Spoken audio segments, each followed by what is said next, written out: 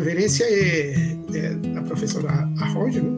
Oficina de Tradução, a Teoria na Prática, São Paulo, essa edição que eu manejo, que é de 2003, né?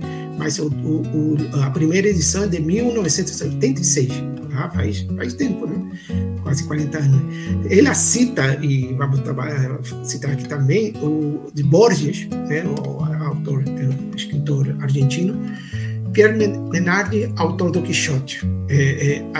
A gente, por causa disso, da outra vez, eu gravei está no canal da Flora Polanco, prof. Flora Polanco, né? Está gravado em português, tá?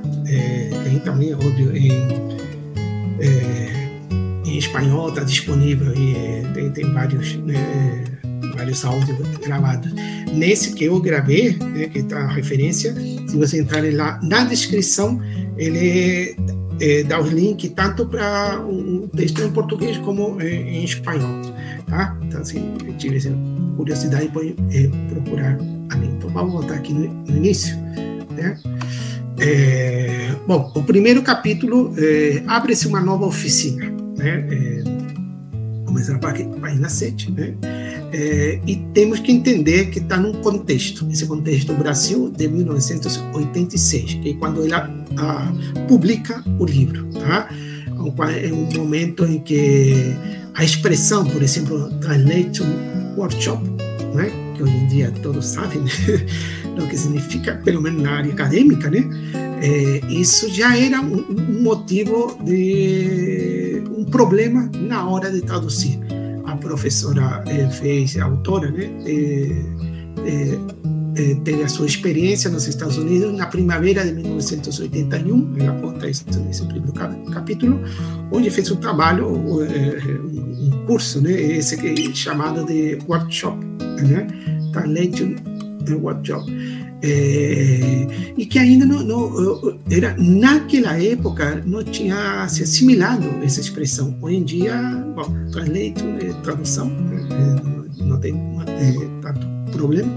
O conceito, né, de workshop, que era uma coisa nova na década de 80, né? Então ela coloca isso no livro e aproveita para trabalhar esse problema de como traduzir uma coisa, uma palavra, um conceito, uma ideia, né, uma proposta de trabalho de que não existia aqui no Brasil, né? Então, por isso que eu coloco aqui, no Brasil ainda era desconhecido o conceito de trabalho, estudo, de prática, né, que engloba esse workshop, né? Hoje em dia até vem demais, né?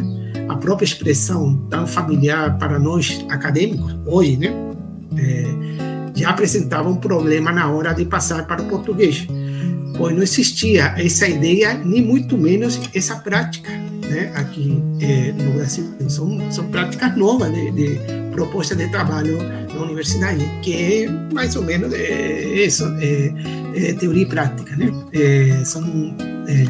Ela traduz por oficina, né? E aí a gente entende essa oficina, mas temos que pensar que em 1980, 86, oficina era oficina mecânica, para levar esse carro em guiça, a gente leva na oficina, né? Era, claro, é um lugar onde se faz, né? Principalmente com a mão, né? Um trabalho manual, né? A oficina é isso. E então ela tinha que se dar um nome, né? E aí eu continuo. Se bem que hoje em dia o termo workshop, assim como tantos outros termos ingleses de trabalho, né, já faz parte do vocabulário acadêmico e do aperfeiçoamento laboral. Para nós que estudamos tradução, mas é necessário traduzi-lo ao português, né? Claro, coloco aqui, claro está que em termos de negócio vende muito mais, né, se a gente utiliza a palavra workshop do que oficina, que é a tradução que propõe a professora, né, e aqui se usa muito, né?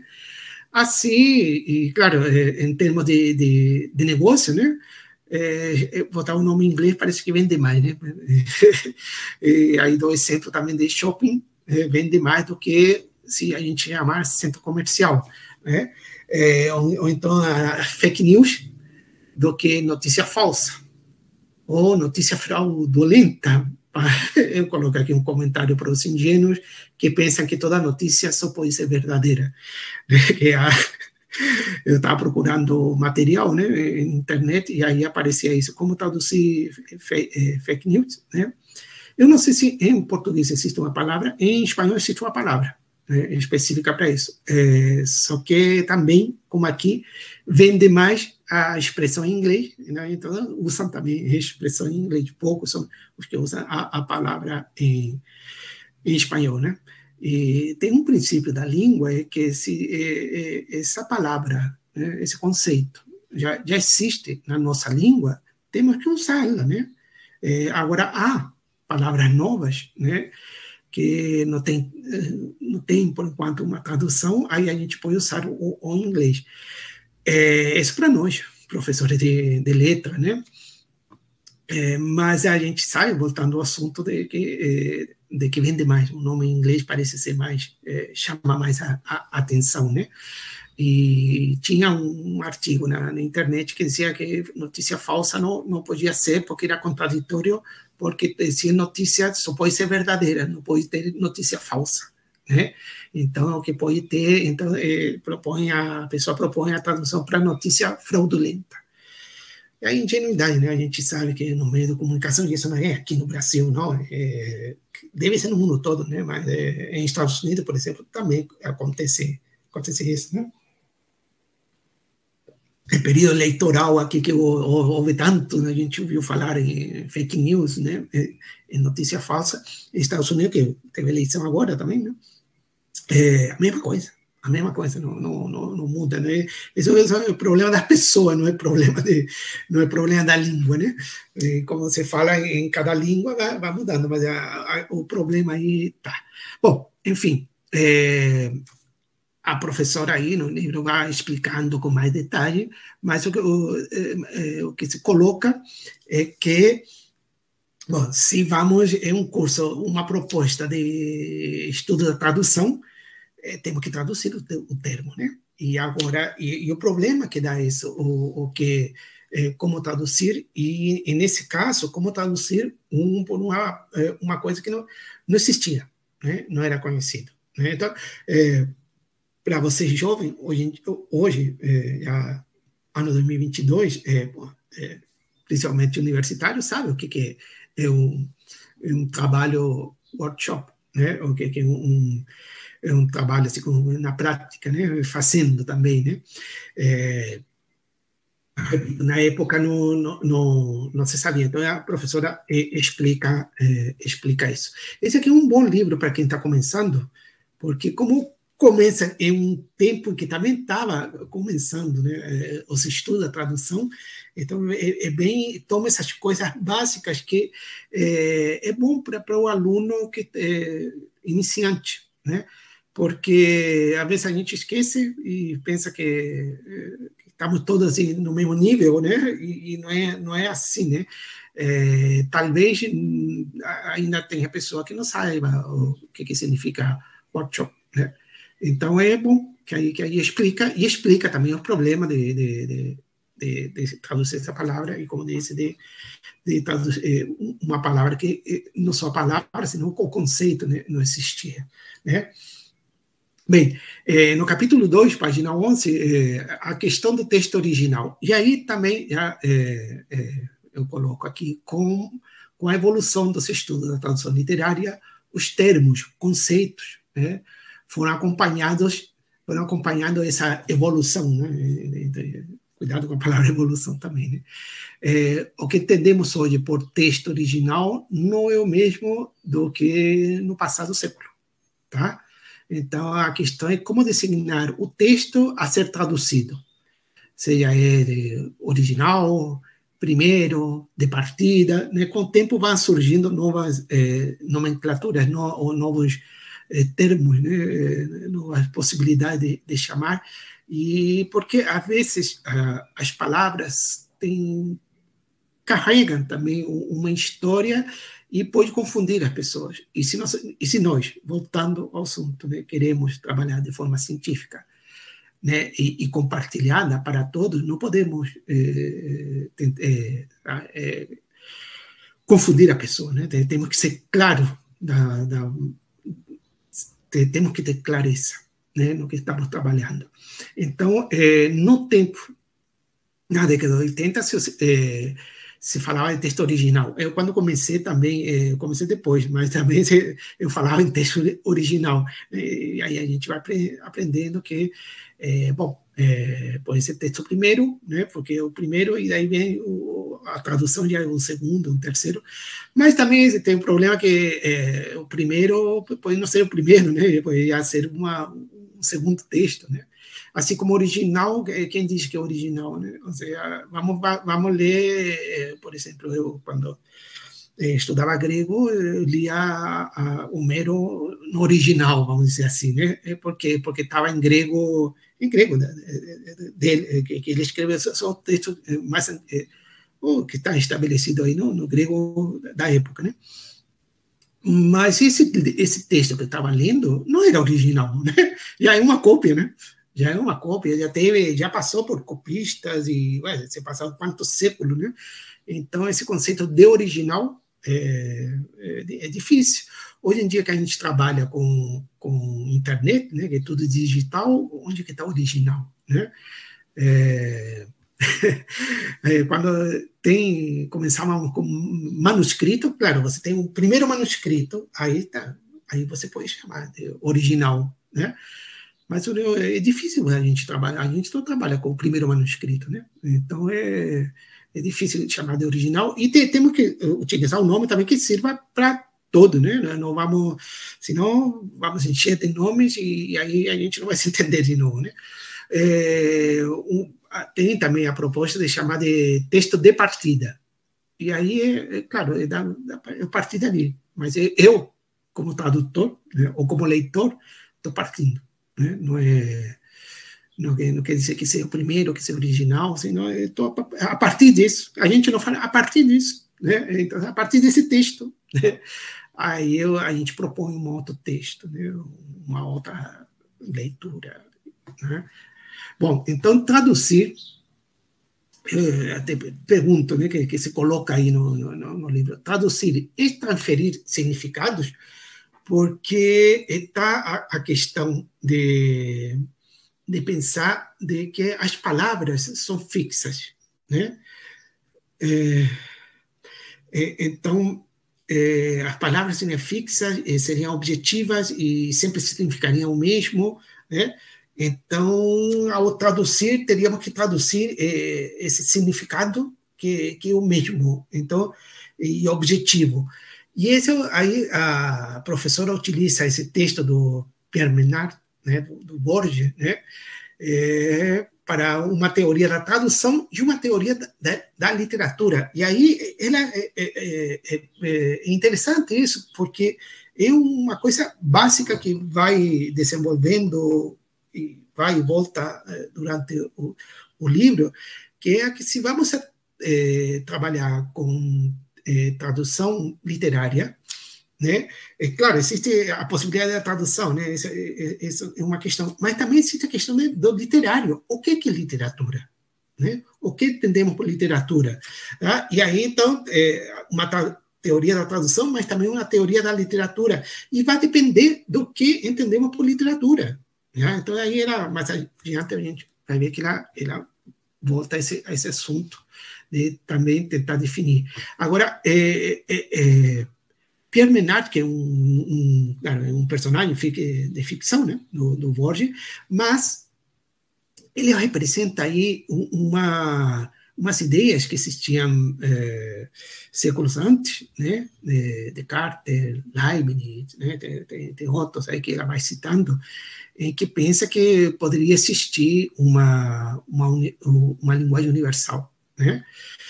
Agora, é interessante isso. Há um estudo sobre Pierre Menard aqui no Brasil, como na Argentina, então mais ainda, né? E que a obra trabalha, né? Faz uma crítica, né? Seria um amigo, um conhecido, que faz uma crítica porque quiseram falar sobre a obra de Pierre Menard, e há um problema aí, porque haveria a obra visível, que chama, e a outra seria a obra invisível, né? Então, uma obra visível seria a obra publicada, né? E a invisível é que não está publicada, mas é mais do que isso, tá? Aí cita o caso de Titer, não sei se é assim que se pronuncia, que é reproduzir as ideias, que diz, né, tem 3 princípios, né, para a tradução, né? Uma que tem que reproduzir as ideias, outra reproduzir o estilo e a outra reproduzir a naturalidade do texto, aí ela chama de original, né, do primeiro texto, né? Então, traduzir, teríamos que traduzir as ideias, o estilo literário, porque é literatura, né? Então, o estilo literário e a naturalidade. O texto flui, né? Tem uma naturalidade, né? Então, esse também tem que estar nessa tradução. Tá? O problema é que há esses filósofos, né? E Pierre Menard vai por aí também, que parece que tem uma ideia que existiria a possibilidade de uma linguagem universal, e aí aparecem assim, várias propostas. Para nós, hoje em dia, assim, meio absurda, mas na época era outra, né? E se estavam colocando problemas, né? E, bom, enfim, teria que ser não arbitrária, sem ambiguidade, para controlar os conteúdos e limites de um texto. Bom, isso aí a gente sabe que não existe uma palavra não arbitrária, né? Sempre dou o exemplo do banco, né? Quando eu falo banco, sim, que banco, né? Banco da praça, banco de areia, banco do Brasil, Caixa Econômica também é um banco, sabe? E fora de que o Banco do Brasil não é a mesma coisa que o Banco Bradesco, por exemplo, né? Ou que o Banco Santander, sabe? Todos são bancos, instituições financeiras, mas tem a sua diferença. Então, as palavras não são tão claras assim. Então, quando eu falo, fui no banco, bueno, que banco? Né? Não é tão claro assim. E não existe esse controle. E fora de que também as palavras vão... A língua é viva, né? Então, as palavras vão ganhando também novos sentidos, né? Novos sentidos. No estudo na história da língua, por exemplo, para quem estuda... Bom, em outras línguas também, né? Mas o português e espanhol, né? Que palavras que inicialmente significavam o mesmo, né? E foram por caminhos diferentes, então, e às vezes oposto, né? Então, em português, hoje em dia, a palavra significa uma coisa, o chamado falso amigo, né? E em espanhol significa outra, mas no início significava o mesmo, né? Mas vai mudando, isso vai mudando. As línguas são vivas, as palavras também vão mudando, tá? Agora, a questão, quem trabalha com literatura sabe que em literatura a gente tem uma dúvida do que está falando o texto, né? Nem sempre, ou muitas vezes, não adianta ir no dicionário, né? Porque Borges, por exemplo, Borges, aí tinha que ir no dicionário, tinha um dicionário etimológico, da origem da palavra. Há, na Argentina, um pesquisador que escreveu um dicionário borgiano, né, de termos de Borges, porque Borges ele utilizava muito palavras, mas no sentido primeiro, né, dessa palavra. E hoje em dia já não é bem assim, a gente não é a primeira ideia que vem à nossa mente quando vê essa palavra. Então tem que ter esses cuidados. Em literatura se trabalha essa ambiguidade, né? E, por exemplo, no caso do Borges, gostava de trabalhar assim, de usar as palavras no sentido primário, né? Eu também, às vezes pouco, não como Borges, mas às vezes falo uma palavra e falo no sentido grego da palavra. Como estudei grego, sei algumas coisas, né? Então, as palavras vão, essa ideia, essa palavra vai mudando, né? Agora, depois, dentro desse capítulo, tem um apartado, uma parte que chama Obra Invisível, Missão Impossível, né? Na página 19. essa obra invisível foi a que nunca foi publicada, né? E trataria-se, né, de um desejo ou de um sonho não realizado, né?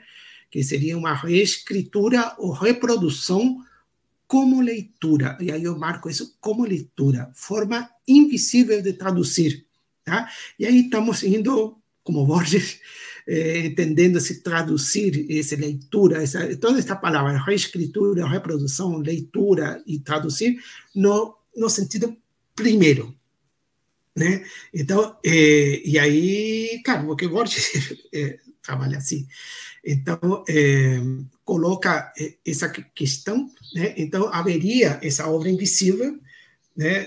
Que era o que ele pretendia fazer, que no caso era traduzir o Quixote, mas traduzir exatamente igual, né? Então, a ilusão da recuperação total do texto e do contexto. Então, não era somente o texto, também o contexto. E aí é interessante isso, porque o contexto influencia na hora da minha leitura e do meu entendimento, tá? Isso de uma leitura, não estou nem indo à tradução, numa leitura. A minha leitura é uma leitura de um texto, mas também tem um contexto. E o contexto de Cervantes no século XVII não é o mesmo tempo de Pierre Menard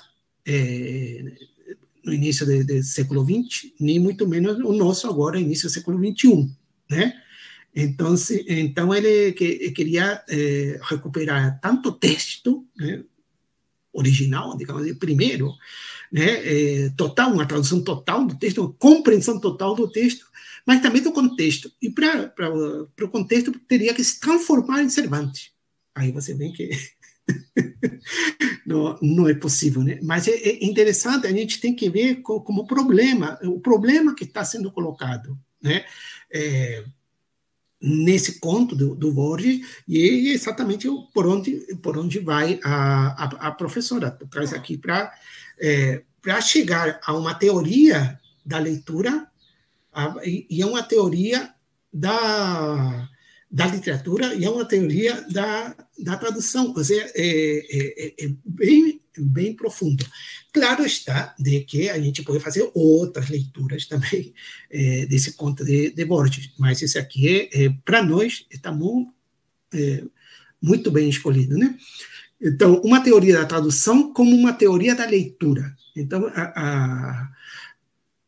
porque toda tradução começa por uma leitura, né? E uma leitura já é um tipo de tradução, né?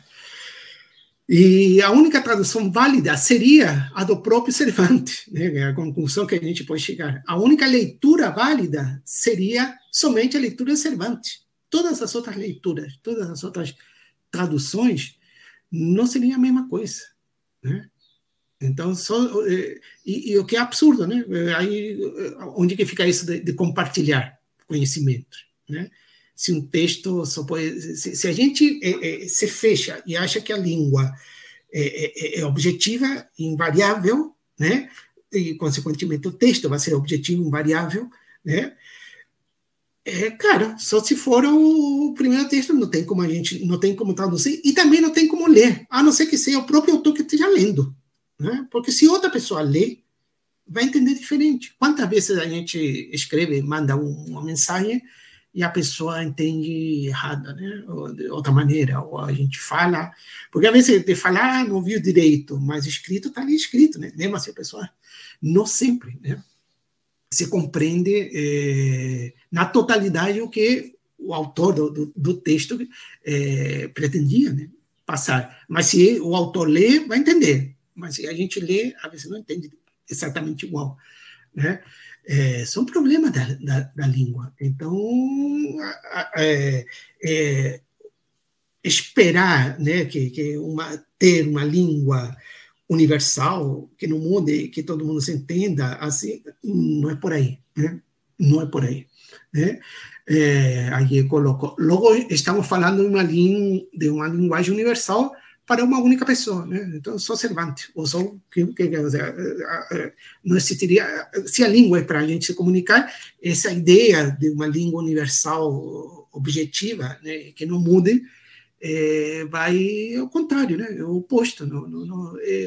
Só existe para você não se comunicar, porque só existiria para cada um. Então, seria universal, mas para cada um. Não faz sentido, né? E aí, espero que se a gente está, se vocês vão pensando estava falando em tradução, nosso objetivo é a tradução, aí suponho que vocês já estão deslumbrando esses falsos problemas, né? Esse falso problema de tradução. A gente não pode ficar com esse falso problema, a gente para tentar estudar, né? E criar mais, e propor uma teoria da tradução, a gente não pode ficar com falsos problemas, né? Então, o falso problema leva a soluções falsas, né? E há alguns problemas também nesse texto, como vou mostrar. Bom, ler e interpretar não são decifrar ou controlar. Tá? É o que está lá no texto. Ou seja, ao ler ou ao interpretar um texto, né, estamos dando vida a esse texto. Porém, isso não significa que o estejamos decifrando. Tá? O exemplo da música talvez seja mais interessante, né? Quando a gente fala em música, a gente fala, não, a música está lá escrita, mas tem que ser interpretada, né? No violino,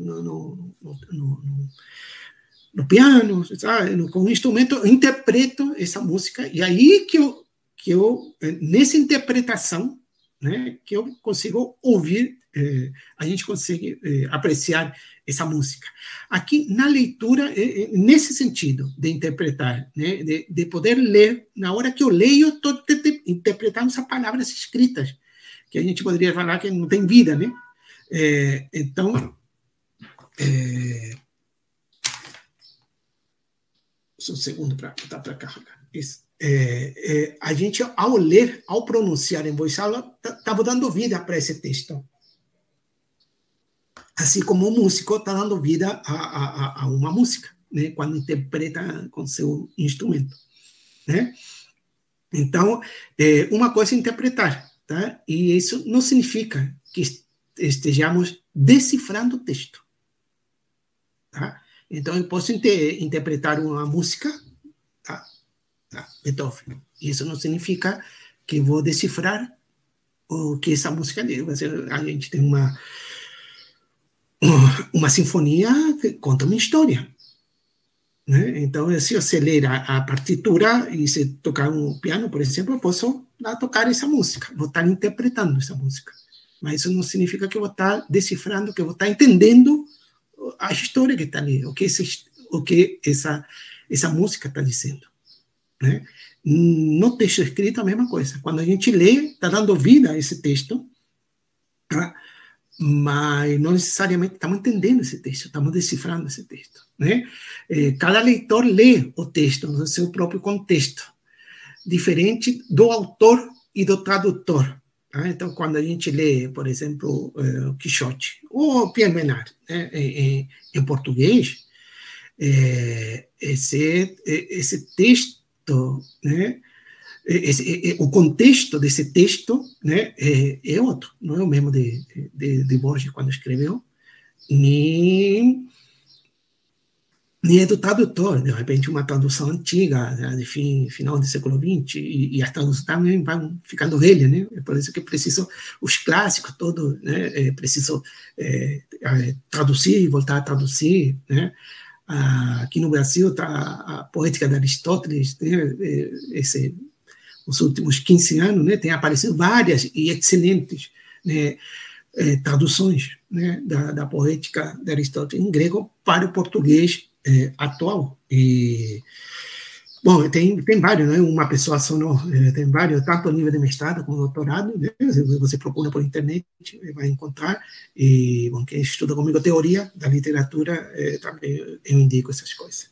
Tá? Bom, aí continua o texto original redefinido, né? Não existe uma transferência total de significado, isso esqueçamos, né? Não tem, né? Porque na própria língua já não tem, né? Eu leio espanhol, for ler o Quixote, nada garante que vou entender tudo que o Cervantes escreveu ali, né? Então, essa transferência né?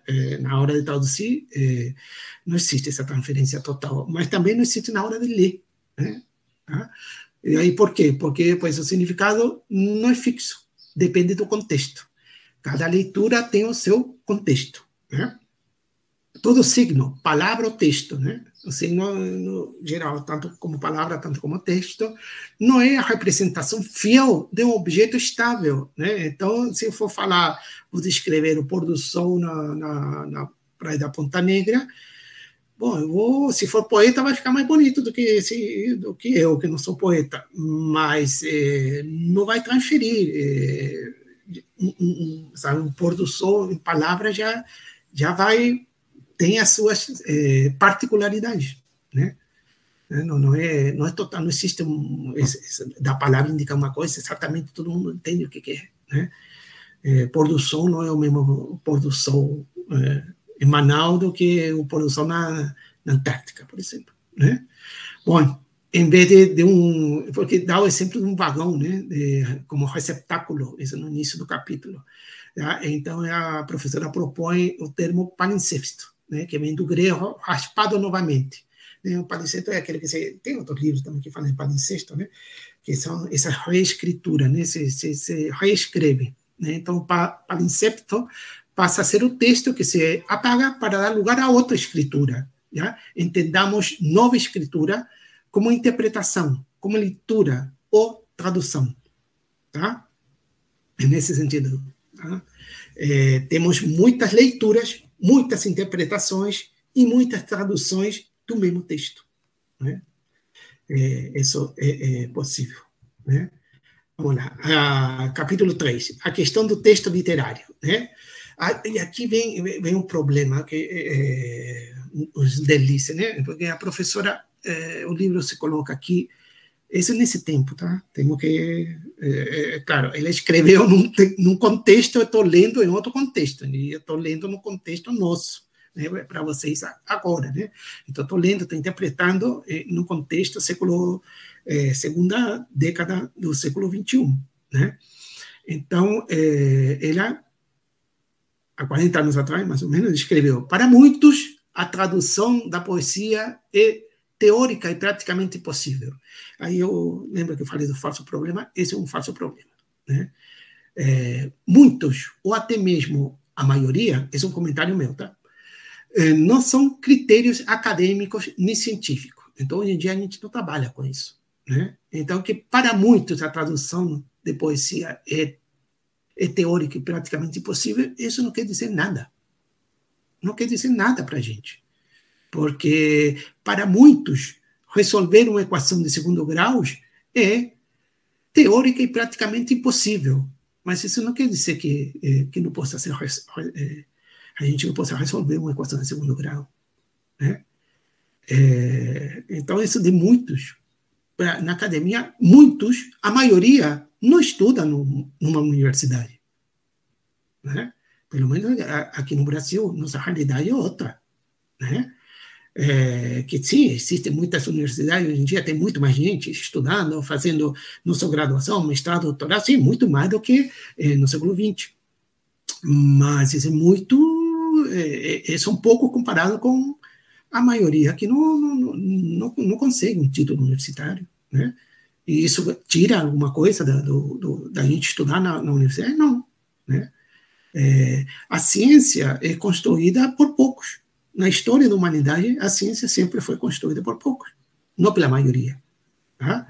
Então, é um falso problema a partir, porque, não, para muitos, a poesia, a tradução da poesia não é possível. Não.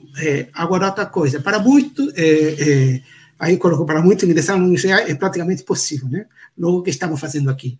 Não, a gente está fazendo o nosso trabalho, e para muitos não pode, então vamos aproveitar essa oportunidade que a gente tem, né? Estamos aqui para estudar o que para muitos é praticamente impossível. Referência ele cita várias opiniões de escritores e poetas. Sim, mas se a gente está trabalhando com tradução, quem entende tradução é o tradutor, não necessariamente o escritor ou o poeta, né? Então, claro, Se a gente tem um problema de saúde, vai consultar um médico.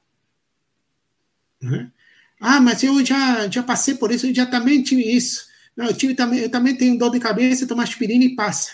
Então, aí eu estou falando da minha experiência. O médico não. O médico vai estudar cientificamente as causas, que são muitas, de uma dor de cabeça, e dependendo, vai te dar, claro, uma aspirina, mas de repente a aspirina não resolve no momento, mas depois não, porque você tem outro problema. Tá? Então, a gente tem que perguntar para quem tem o conhecimento científico da coisa. Né? Então, tradução é de quem estuda a tradução. E os poetas entendem de poesia, o escritor entende de escrever, né? Mas não vai explicar. Um jogador de futebol vai lá na seleção brasileira, grandes jogadores, ele não vai saber explicar a trajetória da bola depois que ele chuta e entra no gol. Né? A gente estuda isso em física, né? A trajetória da bola, isso, a trajetória também é ideais, né? Mas onde que eu quero chegar é que a pessoa que faz não necessariamente é a pessoa que sabe explicar isso, né? Bom, então, porém, ser escritor, ser poeta é uma coisa, ser tradutor é outra, e ser teórico da tradução é muito diferente. Tá? A poesia é arte, a teoria é ciência, o poeta é artista. Não é cientista. Né? Assim como eu posso estudar teoricamente a literatura, mas isso não garante que eu vou escrever um belo conto, por exemplo. Bom, uma teoria da literatura menardiana, né? A partir do que seria do conto, da proposta de Pierre Menardi. Né? E aí cita este poeta italiano, né? Giacomo Leopardi, que também tem uma percepção da poesia bem particular, né? Mas, bom, okay. Ela cita, vamos lá, o que ela cita aqui, né? A literatura é um texto que contém, né, uma alma ou um espírito. Ele vai por um caminho que também, para nós, se vamos estudar de forma científica, não vamos estudar a alma, né? Porque, claro, se estamos falando em termos metafísicos, a gente fala de alma, de espírito. Mas em termos científicos, não, estou doente da alma. O médico não vai te curar. Né? Não, as críticas que se fazia ao Freud, né, que inventa o tal do subconsciente, né, que nunca ninguém viu, não sabe onde que está. Então, o que é isso? Isso é medicina, né? E foi altamente criticado no final do século XX. Hoje em dia é exaltado porque a pessoa vai por outro caminho, né? Mas depende do lugar. Aqui na universidade a gente na faculdade de medicina ninguém estuda como curar a alma. Né? Tá? E esse poeta, Leopardi, conhecido, famoso, né? Tem uma percepção da poesia que já não ajuda na hora da gente querer entender ou criar uma teoria da tradução. Não ajuda, né? Nenhuma teoria da literatura. Tá? Ideias e palavras são inseparáveis, diz ele, né? Como corpo e alma. Tá? O texto seria um receptáculo de ideias objetivamente determináveis. Claro, no mesmo era o problema que Pierre Menard comete, né? E outros filósofos também, que numa época estavam procurando soluções, e hoje em dia a gente sabe que por aí não chega, não chegamos a nenhum lugar. Né? Então, se faz necessário determinar o que entendemos por literatura. Aí sim, a questão anterior é anterior à possibilidade de traduzir o texto literário. Então, eu já tinha colocado isso. Para traduzir um texto literário, bom, primeiro, o que é literatura? Então, vai depender do que a gente entende por literatura. E repensando o literário, né, na página 30. O que é literatura? E aí dá uns exemplos também, fica, sim, a partir de obras, claro, de Secos Lusíadas e A Quadrilha, aquele poema, uma canção, né, também conhecida de Carlos Drummond de Andrade, né, são bem diferentes, mas as duas obras a gente diz que são poesia. As duas são literatura, né? Então, se afirma na página 31, o poético é, na verdade, uma estratégia de leitura, uma maneira de ler. E aí, uma coisa que hoje em dia não se fala, né? Na verdade, quem está à procura da verdade pode ir numa igreja, né? Na universidade, a gente, pressa a verdade, né? Mas a gente não pode afirmar a verdade. A gente não tem, né? A ciência é uma maneira de entender e explicar os fenômenos, né? Mas isso não quer dizer que seja assim, que é uma verdade, né? Não pode ser diferente, né? Tá? Então, assim, na verdade, eu tiraria isso, né? Acredito que a autora também, hoje em dia, se fosse escrever hoje, também tiraria isso, né? Mas esse aqui foi escrito em 86. Mas só chamar a atenção para vocês também, se forem ler a obra, para tomarem cuidado com isso. Mas o que interessa mais aqui é isso, que o poético dependeria de uma estratégia de leitura, de que maneira você lê. E aí fala de nossa tradição cultural decide ler de forma literária ou não uma obra. Tá? Como teórico, e aí cita esse Stanley Fitch, né? Ele chama de comunidade interpretativa. É uma coisa, aqui no livro se trabalha de tradição cultural, o que é complicado, né? O que é literatura, o que é cultura.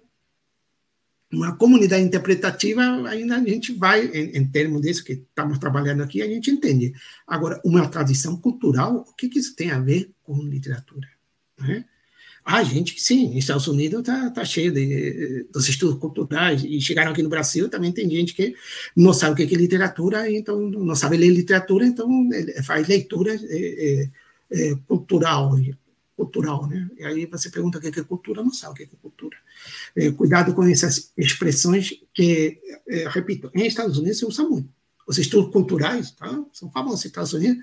Infelizmente, aqui no Brasil também, em alguns locais também trabalham os estudos culturais, mas o que cultura tem a ver com literatura? Literatura é muito mais do que cultura. Né? Se eu falo de cultura, não entendo. Aí que fica muito aberto. Literatura eu entendo muito bem, né? O que é literatura?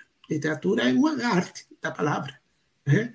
A música é arte, todas essas artes são artes, né? Cultura é para quem não conhece, e aí vai lá assistir um concerto, aí a pessoa culta. Tá? Mas na nossa área, nós como professores, nós como acadêmicos, não é cultura, é literatura, não é cultura, é música, não é cultura, é escultura, né? As artes são artes, né? E a ciência é ciência, mais ainda, né? Bueno, aí dá um exemplo da ameixa, quando a ameixa não são simplesmente ameixa, né? E aí ela ilustra, a autora, para ilustrar, a autora toma um exemplo de um poema do escritor William Carlos Williams, né? This is just to say, né? E não, isso é exatamente o que eu queria dizer, alguma coisa assim, né? Mas nos diz que se trata de um bilhete deixado por um hóspede no hotel. Aí começa, sinceramente, isso aí é delírio, né? Começa, ela finge de que o que, na verdade, é um poema desse poeta americano. Ela diz que, não, aí ela cria um contexto, ele inventa um contexto em que, não, é um bilhete que um hóspede deixa para um brasileiro. E aí o brasileiro vai traduzir isso. E traduz, não tem problema nenhum, claro, porque traduz o que está lá escrito, né? Mas depois nos diz que é um poema, e aí poema é outra coisa, né? Poema é outra coisa. As palavras, o que eu digo, essa palavra, para a gente entender literatura, a gente não vê as palavras no vasto dicionário, né? Tem que, precisa mais do que isso, né? Então, ela cria uma situação fictícia, né? Para tentar explicar justificar, né?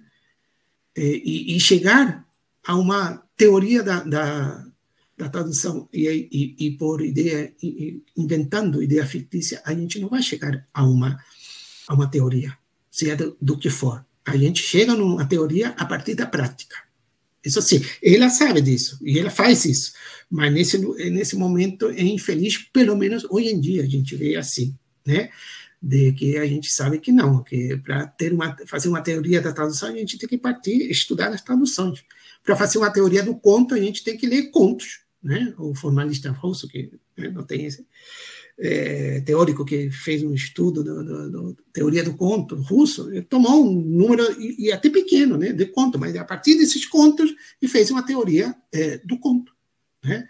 O que faz Aristóteles na retórica, se não é a partir das tragédias que ele conhecia, que já eram conhecidas 100 anos atrás, ele cria uma teoria a partir das obras. Então, não é a partir de suposições. Vamos pensar que a gente poderia fazer... Aí você pode escorregar muito fácil. Então, não é... Esses exemplos são meio complicados, né? A autora porque ela fala de nossas tradições culturais, né? Então, ela que está dizendo qual é a nossa tradição cultural, ela que decide de que forma devemos ler um texto escrito por um poeta estadunidense. Não, isso aí, sabe, isso aí está... Hoje em dia, esqueçam isso. A gente lê para ver que eram problemas no século passado. Hoje em dia, não. Hoje em dia, não, isso não é problema. É um falso problema, né? Eu te coloco, delírio total. Hoje, né? Hoje. Tá? Isso não é a postura de um cientista. Tá? Para entendermos o sentido de uma palavra literária, muitas vezes o dicionário não ajuda. Né? Agora, a gente tem que ver para quem está escrevendo. Talvez o livro seja para pessoas, não seja para dar um curso de tradução literária na universidade. Talvez seja um curso, um livro para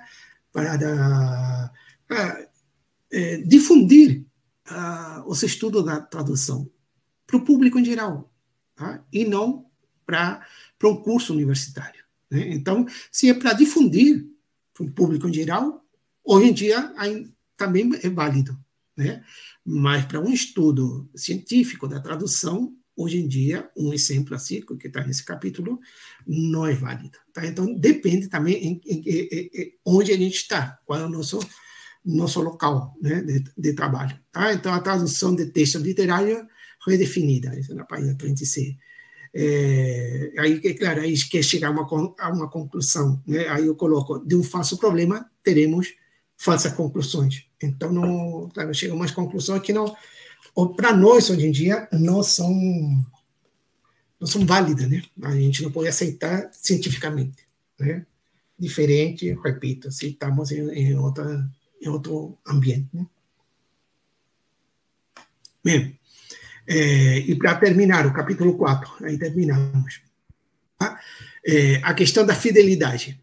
Pierre Menard, o tradutor total, né? Ele queria traduzir tudo, né? Todo texto literário, ou não, né? Só pode ser abordado através de uma leitura ou de uma interpretação.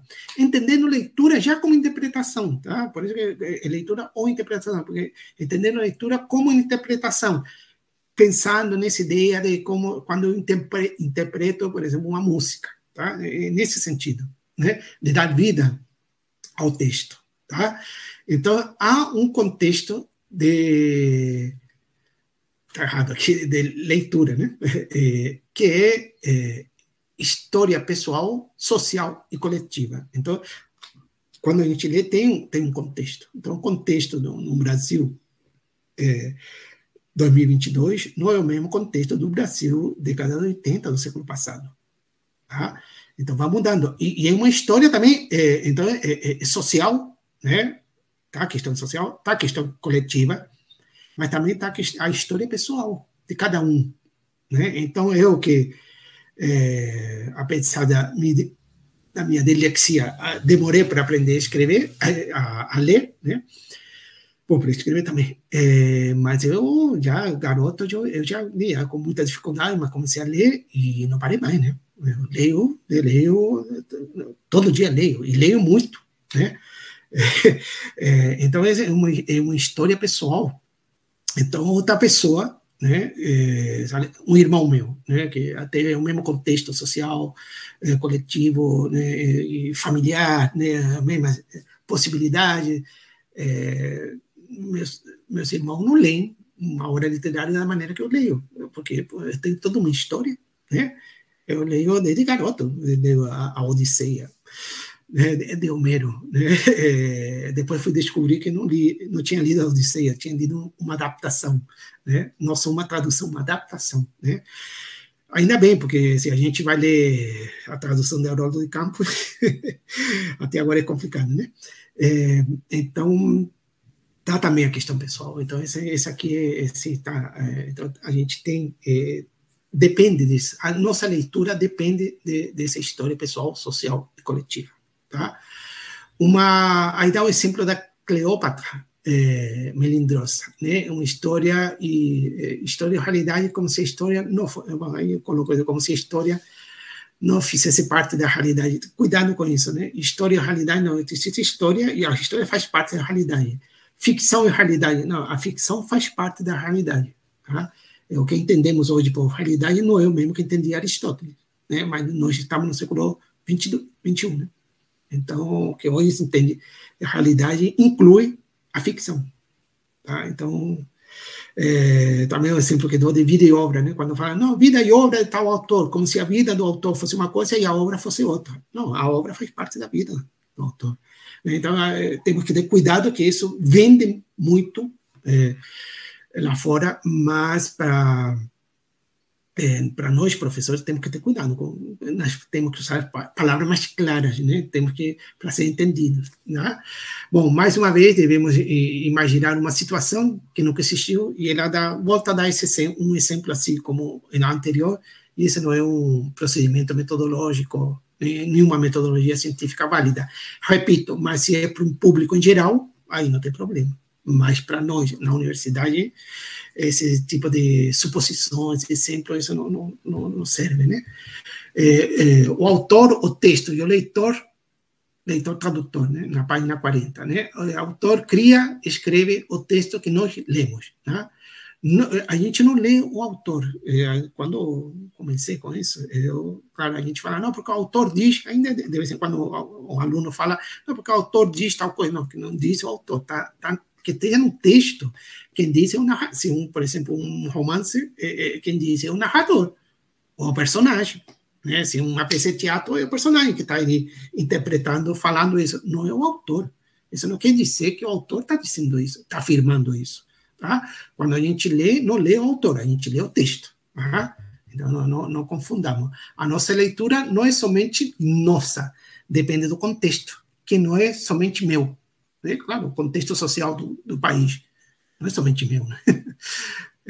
Então tem essas coisas. E para terminar, a fidelidade redefinida, né? Aí vai para Derrida, né? Que não é uma referência também literária, né? Apesar que tem gente na literatura que utiliza Derrida, mas não é uma das melhores referências, né? Para a literatura, né? Mas, enfim, cita Derrida, e que há uma transformação de uma língua em outra, de um texto em outro. Tá? É interessante isso de como transformação, né? Tradução como recriação, como transformação. Ao traduzir, a gente está transformando. Então, aí não cabe a ideia de fidelidade. Fidelidade é que se eu estou reescrevendo ou transformando.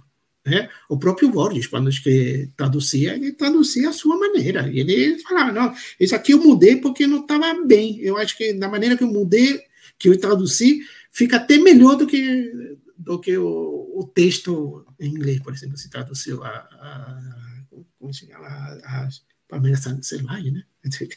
É típico, uma tradução clássica do Borges, que ele coloca ali umas coisas que não estão no texto em inglês, né? Ele muda o texto. Mas esse aí é o Borges também, né? Bom, a fidelidade depende da nossa concepção de poesia, de literatura e de tradução, né? E eu diria de leitura, né? O que a gente entende por literatura, o que a gente entende por leitura, e aí vem o que a gente entende por tradução, né? Então, a questão da fidelidade depende disso, como vamos entender isso, né? Se a gente entende que o texto lido já é um texto, de certa forma, transformado, a tradução, sem dúvida, que tem uma transformação, mas é uma transformação necessária para a gente poder levar esse texto para um público, para um leitor, que não lê, por exemplo, inglês, ou que não lê russo, né? Eu que leio os escritores russos do século XIX, XX, início XX, né? Claro, eu não leio russo, eu leio em português, eu leio em espanhol, né? Assim que seria de mim se os tradutores, né? Bom, então as traduções são mortais. Isso eu aprendi na graduação, no mestrado, aprendi isso. As traduções são mortais, né? Acabam, tem data. A obra primeira, ou a obra de partida, ela não é mortal, né? Pode não, por exemplo, a Poética de Aristóteles, pode que não, hoje em dia não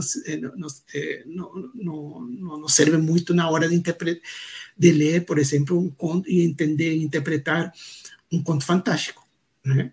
Mas ainda é válido para interpretar um filme de Hollywood, né? A Poética de Aristóteles ainda é válida para um filme de Hollywood, para um conto fantástico não, né? E bom, o conto fantástico. Mas por que isso? Porque no tempo de Aristóteles não existia o conto fantástico. Ele toma, como todo teórico, toma como base o material que já existe. No caso da literatura, as obras literárias que existiam na época. Óbvio que se nasce um novo Aristóteles, hoje vai ter muito mais material para criar uma outra poética. E é o que se faz, né? Aparecem novas poéticas no decorrer do tempo, né? Porque aparecem novas literaturas.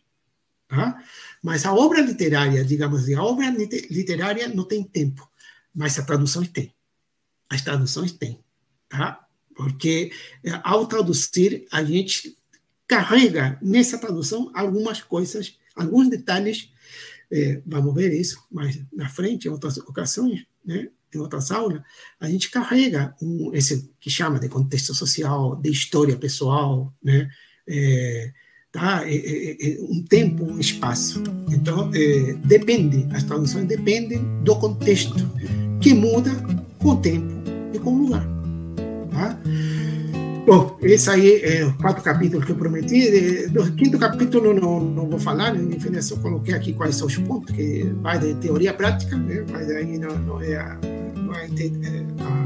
porque o nosso propósito de agora, né?